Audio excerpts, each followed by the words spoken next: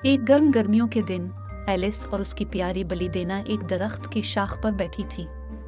दरख्त के नीचे एलिस की बहन बुलंद आवाज में तारीख की किताब पढ़ रही थी, लेकिन एलिस इसकी बात नहीं सुन रही थी और अपने ख्वाबों में खोई हुई थी। एक ऐसी दुनिया जहां खरगोश कपड़े पहनते हैं और छोटे घरों में रहते हैं। एलिस देना को लेकर दरख्त से नीचे आई और इसी लम्हे उसने एक सफ़ेद खरगोश को देखा जो अपने पंजों में एक बड़ी घड़ी थामे भाग रहा था।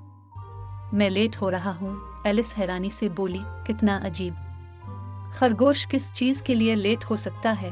और चलाई, बड़ा करम, रुको, मैं भी तुम्हारे साथ आती हूँ। लेकिन खरगोश अपनी राह पर चलता रहा और बुलंद आवाज़ में कहता गया, मैं लेट हो रहा हूँ, मैं लेट हो रहा हूँ, और दरख्त के नीचे एक बड़े सुराख में गायब हो गया। एलिस की तजस्सुस बढ़ गई। खरगोश का पीछा करते हुए वो तंग सुराख में दाखिल हुई और चारों हाथ पैरों के बिल सुरंग के अंदर चलने लगी। अचानक एलिस को महसूस हुआ कि वो एक ऊंची जगह से गिर रही है और तेजी से नीचे जा रही है। हर लम्हा नीचे और नीचे, लेकिन खुशकिस्मती से उसके कपड़े गुब्बारे की तरह फूल गए और उसे एक पैराशूट की तरह गिरने से बचा लिया। वो सुरंग के खला में तीर रही थी और आहिस्ता आहिस्ता सुरंग की लंबाई के साथ आगे बढ़ रही थी। सुरंग की दीवारों पर अजीब व गरीब तस्वीरें बनी हुई थीं। अंदर का फर्नीचर भी बहुत अजीब था। आखिरकार एलिस सुरंग के आखिर में पहुंच गई। एक तवील राहदारी के आखिर में सफ़ेद खरगोश था, लेकिन वो एक कोने में छप गया। एलिस चलाई, रुको, और उसके पीछे भागी। तवील और तंग राहदारी के आखिर में एक बहुत छोटा दरवाज़ा था। एलिस ने हैंडल को हिलाया। एक आवाज़ आई। अरे, ये आवाज़ दरवाजे के हैंडल की थी। एलिस ने कहा, मैं सफ़ेद खरगोश को ढूंढ रही हूँ, बरा करम मुझे अंदर जाने दो। हैंडल ने जवाब दिया, मुझे अफसोस है, तुम बहुत बड़ी हो, इस बोतल को पी लो। एलिस ने अर्द गिर्द देखा और एक बोतल देखी जिस पर लिखा था, मुझे पी लो। एलिस ने पहले चंद कतरे आजमाए और फिर सारी बोतल पी ली। इसी लम्हे एलिस सुकड़ने लगी। वो इतनी छोटी हो गई कि आसानी से छोटे दरवाजे से गुजर सकती थी। दरवाजे के दूसरी तरफ एलिस एक बड़े जंगल के आगाज में थी। अचानक इसने दरख्तों के दरमियान सफ़ेद खरगोश को दोबारा देखा और उसके पीछे दौड़ने लगी। लेकिन जल्द ही दो मोटे और बौने आदमी जो एक दूसरे की तरह थे एलिस के सामने खड़े हो गए। उनके नाम भी एक जैसे थे। एलिस ने कहा, मैं जानना चाहती हूँ कि सफ़ेद खरगोश किस तरफ गया। दो बौने आदमी एक ही वक्त में बातें करने लगे। एलिस इनकी बात नहीं समझ सकी, लिहाजा इसने एक और समझ जाने का फैसला किया। जल्द ही एलिस एक छोटे से घर के पास पहुंच गई। जैसे ही वो घर की तरफ जा रही थी, उसने देखा कि सफ़ेद खरगोश घर के दरवाजे से बाहर निकला। खरगोश फिर चलाया, वो खुदाया, मैं लेट हो रहा हूँ, मैं लेट हो रहा हूँ। और वो एलिस की तरफ मुड़कर बोला, मेरी दस्ताने लेकर आओ। एलिस बहुत खुश थी क्योंकि खरगोश ने इससे बात की थी और फौरन घर के अंदर चली गई। वहाँ उसने हर जगह दस्ताने तलाश किए, लेकिन इसके बजाय उसे एक गिलास में कुछ बिस्कुट मिले। बिस्कुट देखने में मज़ेदार थे।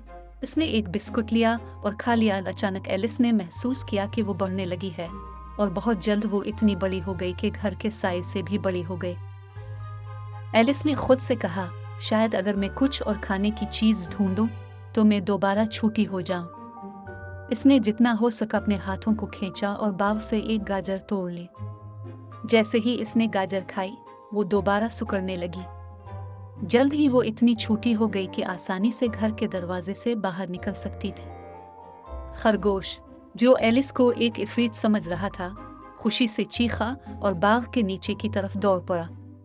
एलिस ने फिर उसके पीछे दौड़ना शुरू कर दिया, लेकिन अब चूंकि वो बहुत छोटी हो चुकी थी, घास का हर तिनका से एक बड़े जंगल की तरह लग रहा था। अचानक एलिस ने एक अजीब सी आवाज़ सुनी और वो आवाज़ की तरफ मुतवज्जे हो गई। जब उसने करीब जाकर देखा तो एक कीड़े को एक खुम्बी के नीचे आराम करते हुए पाया। कीड़े ने धीरे से कहा, एलिस, तुम कैसी हो? एलिस ने जवाब दिया, मैं एलिस हूँ और मैं चाहती हूँ कि दोबारा बड़ी हो जाऊं। कीड़ा मुस्कुराया और अचानक एक खूबसूरत तितली में बदल गया। इसने खुम्बी की तरफ इशारा करते हुए कहा, इस खुम्बी की एक तरफ से खाओ तो तुम बड़ी हो जाओगी और दूसरी तरफ से खाओ तो छोटी। ये कहकर तितली उड़ गई। एलिस ने खुम्बी के करीब जाकर गौर से देखा और दोनों तरफ से थोड़ा थोड़ा तोड़ लिया।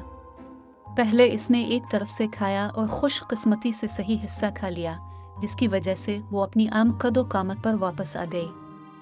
एलिस ने दूसरा हिस्सा अपनी जेब में रख लिया और आगे बढ़ने लगी। जैसे ही वो आगे बढ़ी, उसे एक अजीब सी आवाज़ सुनाई दी।